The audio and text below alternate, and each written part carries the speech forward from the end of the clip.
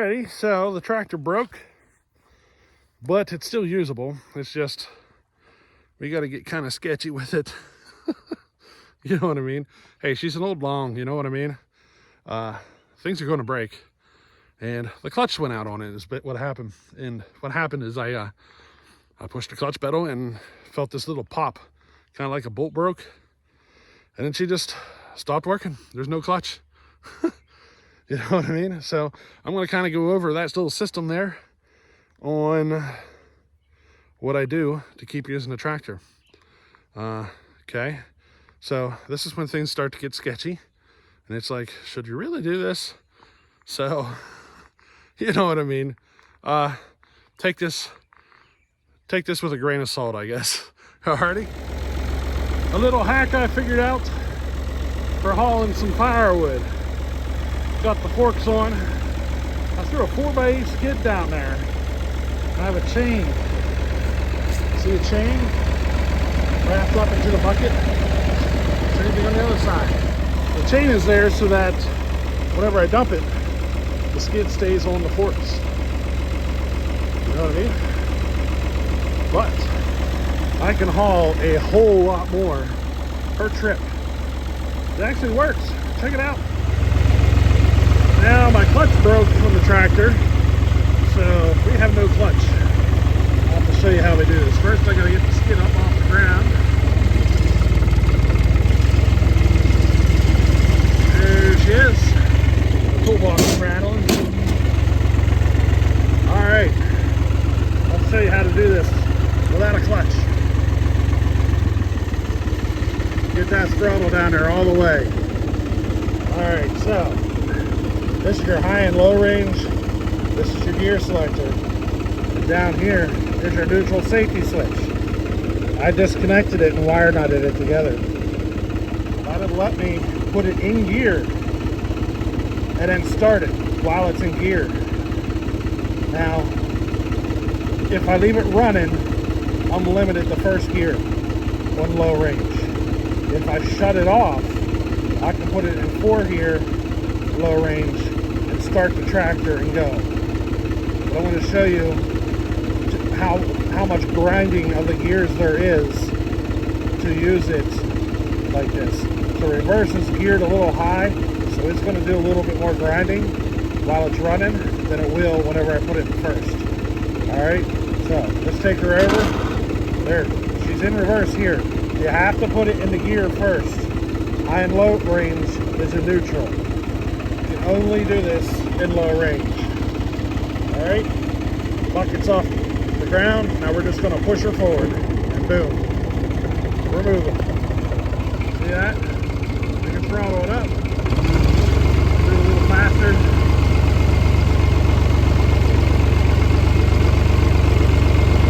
See that? I must not have had it all the way in. It's popped out. The high and low range did. That's alright because we're far enough to make the turn. So now we got to throttle her back down as far as she'll go. Take her over to first gear. I'm going to straighten out my wheel a little bit here. Too much weight on it to do that. I'll have to wait until she's moving. Alright, let's put her, just kick that low range, or the high and low range up into gear. And there we go.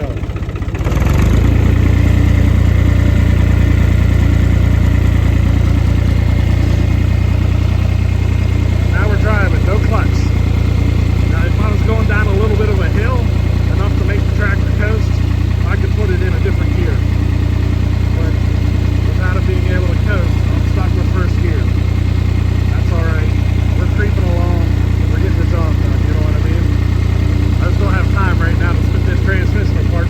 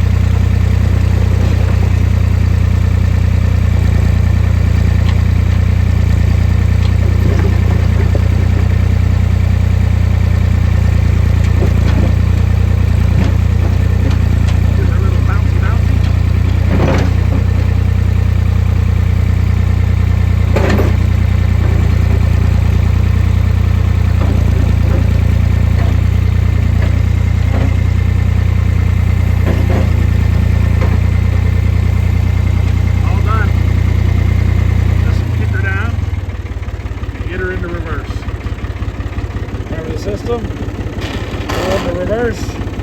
Now since I'm on a hill, I'll be able to just coast and slide it in.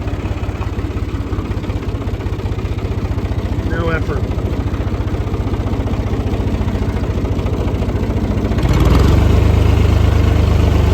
Back her up here. Pop her into neutral. Get the wheels spun around here. Second won't work. It just it's too hard on it, you know what I mean? I don't like how hard it hits. Let me pop this into neutral now. Got her throttled down. I'm going to give it a little bit of throttle. Okay, so now I'm going to show you starting getting gear. Alrighty? So I'm going to give it a little bit of throttle. I don't want it right on idle or below idle, you know what I mean? So let's shut her down. Now from there, we're going to put her into slow, and then into low range, we're going to take her to fourth gear. And now, let's just start it. There we go. Fourth gear. Just by starting it. Now, if you're going to start and stop a whole lot, it's not a good idea to do that. You know what I mean? So, I'm going to put the phone down. I'm going to pull that skid up underneath the splitter there. That way when I'm splitting wood, it just fits right off and onto that skid. Pretty easy. Alrighty, so yeah, we got this tractor pulled in there. That's how I'm doing it on the off of the splitter. Right off that table, onto the skid bucket kind of setup, and I haul them over. And it doesn't take long. 15 minutes of splitting and that sucker's full, you know what I mean? So there isn't a whole lot involved there.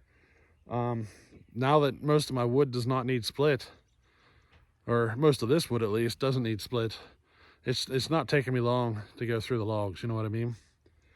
So maybe half of them are going to get split, and it's not like they're getting split down to 2x4s. They're getting, you know, small enough that I can lift them. Now I'm still cutting my wood into 16-inch lengths. So I got the outside furnace, so I'm preparing to use that outside furnace for next season. But if things would go wrong and I can't use it, I still have my regular wood burner in the house. So I'm going to keep my lengths at 16 inches. That way it's just a matter of a little bit of splitting and I can burn the wood. You know what I mean? So for now, we're just going to keep things at 16 inches, at least until I know the outside furnace is up, fully operational, at least one season. You know what I mean? I'm going to do this for at least one season. I'm probably going to wait until I give the outside furnace a full rebuild. I have every intention of doing a complete full rebuild on that furnace. So water jacket, firebox, all of it. And I'm going to buy quality material and put in it so that it'll be good for, you know, for as long as I could possibly want to use it. We're going to try to take it a step beyond what the manufacturer does, is basically what we're going to do. But you got to be careful with that. If you get too rigid on your metal, it can't expand and contract as easily, and it ends up cracking. So you got to be careful on what metals you choose, and you got to think of your expansion, contraction. So you can build it with a shape that is more friendly to expansion, contraction. So, you know what I mean? So like a square shape is a little more rigid and so forth. And it can, I don't know, just think about it. If you're ever doing it, maybe instead of welding your corners, why not put a bend in your corners, like radius them? You know what I mean? Instead of having that weld there that could create a weak point, why not put a bend? You know what I mean? And I'm wondering if I could come up with a contraption for the splitter to bend the plates instead of having to weld the corners. So those are the kind of things I'm thinking about right now with rebuilding that furnace. But for this year, this coming year, there's one leak that we know of. We're going to patch it, pressure test it. If everything's good to go, we're just going to plan on using it for the next season. We're not going to rebuild it until the following season at least. You know what I mean? We're going to wait until after we get it up and running and functioning. Just because there's only so much time in a day. And I got a lot of stuff to get done. So anyway, hey, I hope you enjoyed this one. Our little hack on the clutch, our tractor, skid, whatever, enlargement tool. How do you like that? It's my skid enlargement tool for the tractor. No, the skid bucket enlargement tool for the tractor. There we go. The skid bucket enlargement tool. I like that phrase. But anyway, hey, I hope you enjoyed this one. We'll catch you in the next one. Later.